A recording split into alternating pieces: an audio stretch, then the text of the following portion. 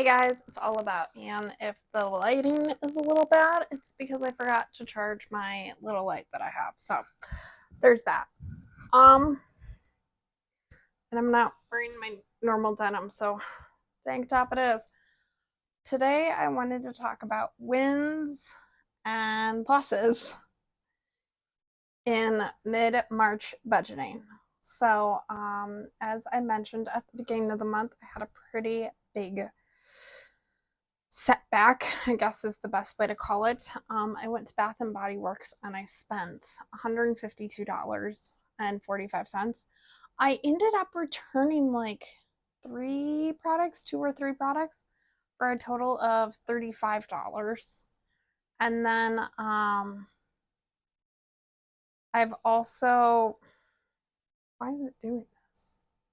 Sorry, I'm looking at a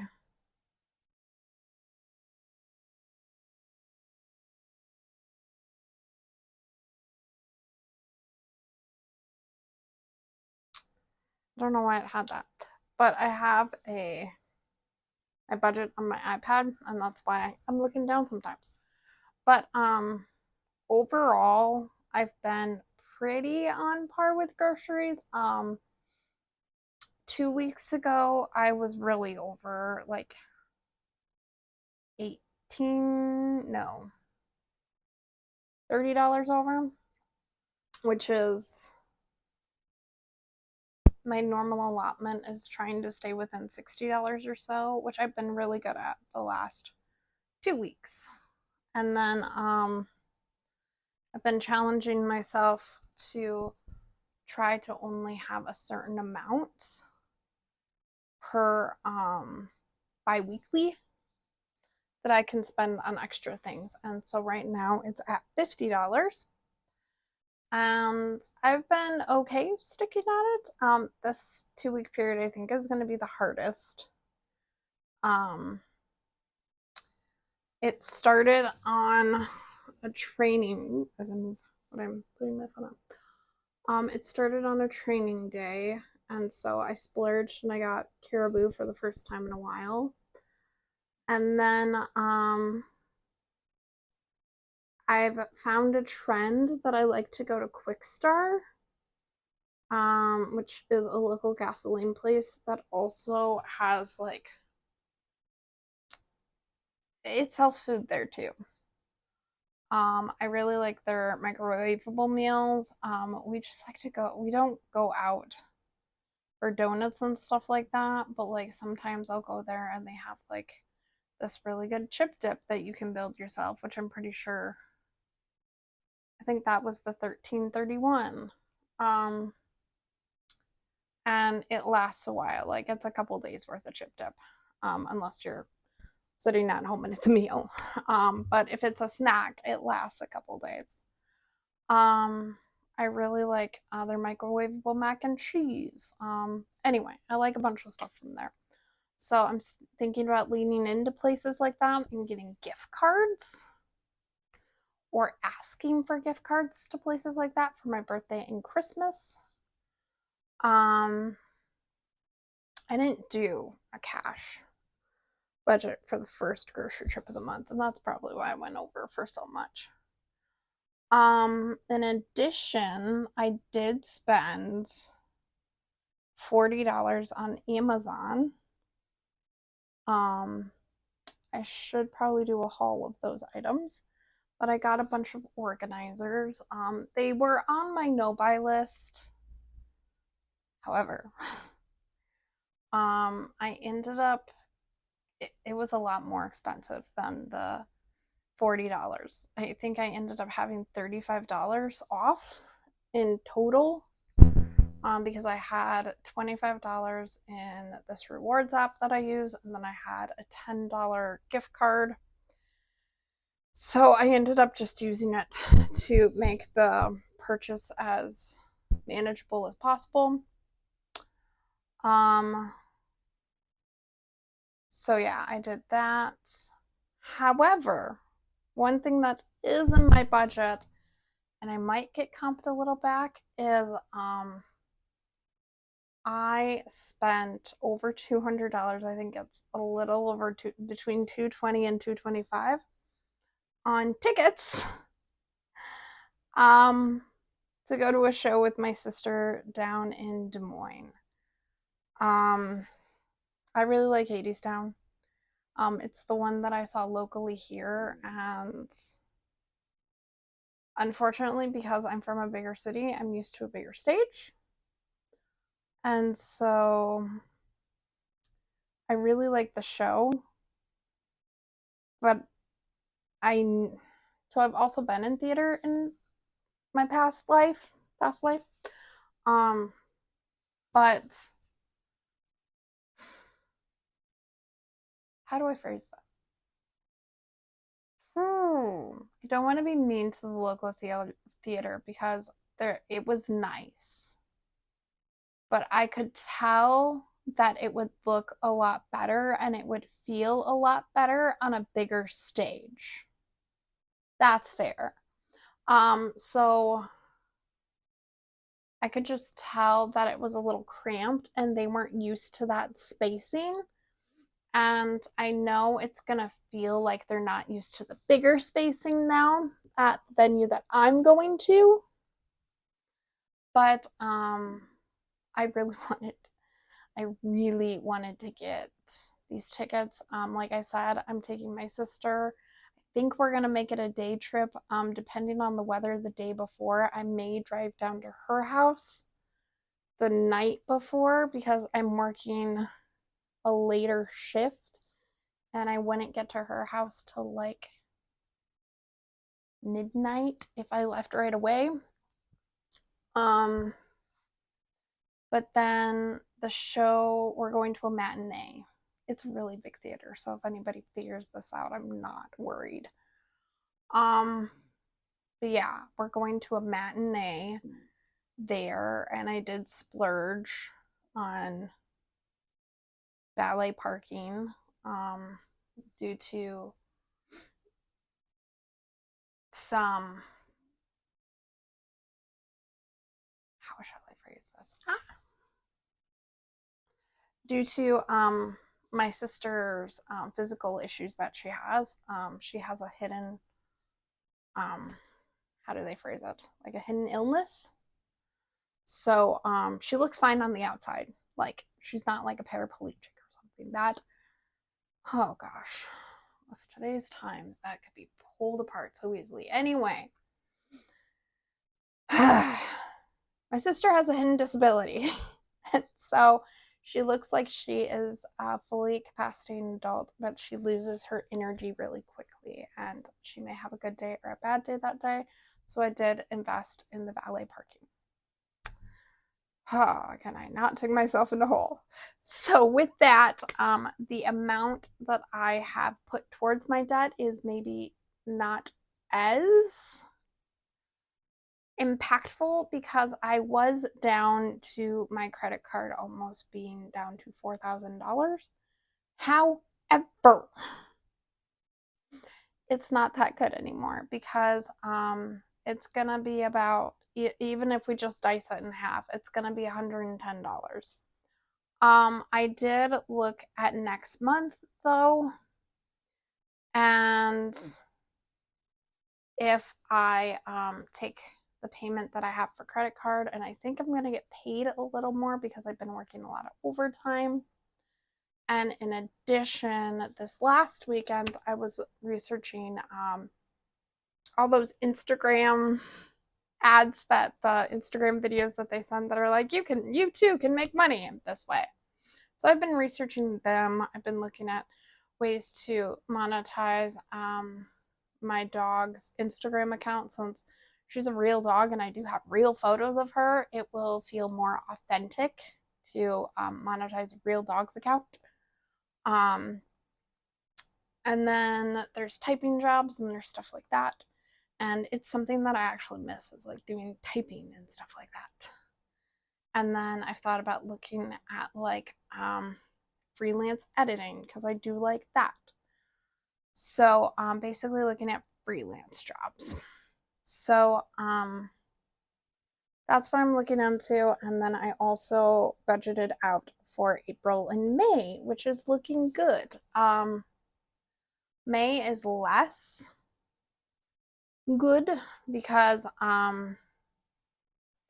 unfortunately the overtime that I've been getting at my main job is not going to be there, so the payments towards the debt are going to decrease a lot.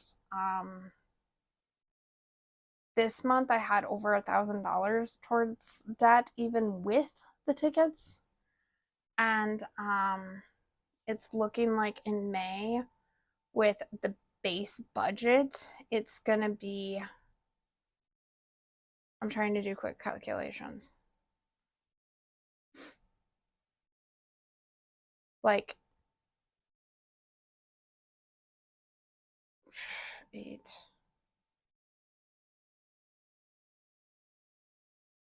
Wow, I can't do math right now.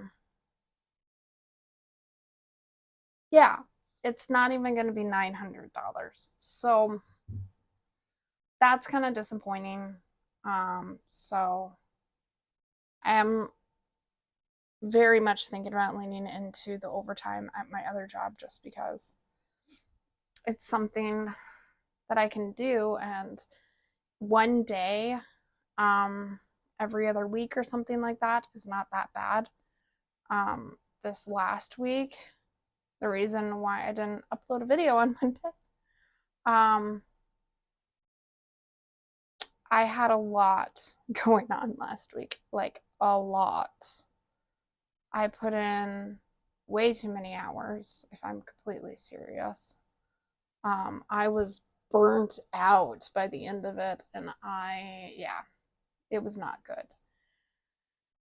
But I'm on the other side now, and so I'm hoping to post the Monday video late tomorrow, and I'm just going to post this one very raw tonight, and we'll see how that goes. I am thinking about looking into trying to edit these just for the minimalism videos, but still keeping these chatty videos pretty raw. I don't want to, I'm completely honest, I don't want to edit my because that would be annoying really quickly. So that's where I'm gonna go with it. I do recommend this budgeting planner. I got the one from the Budget Mom, and the one thing I really recommend if you have a tablet, or if you can afford to print it, is I would download the digital version, not buy the physical version. Trust me on this one. I would buy the digital version, and then ideally I would use a tablet, because the thing that I figured out very quickly with this, there's no way she's going to see this video, is that you can use it over and over and over again. Like, I used the same one for 2024. This one I'm using for 2025. In 2024, when I got it, I was living with my sister, so she created another book and just had her name on it, and I'm not going to open her book because that's invasion of privacy. But yeah, so far I've used 3 versions of this and buying one. So long-term longevity. I did buy the in-debt version, so I am okay with in the future buying a I forget the way she phrases it, but basically you're out of debt and you're building your profile, whether it's investments, or anything like that. And that way you can manage them and see them grow and use that as motivation, because the idea is that you keep minimum investing, as much as your employer's match when you're in debt, to maximize your debt payoff, and then you minimize your spending as much as possible. You track the goals like I'm telling you about.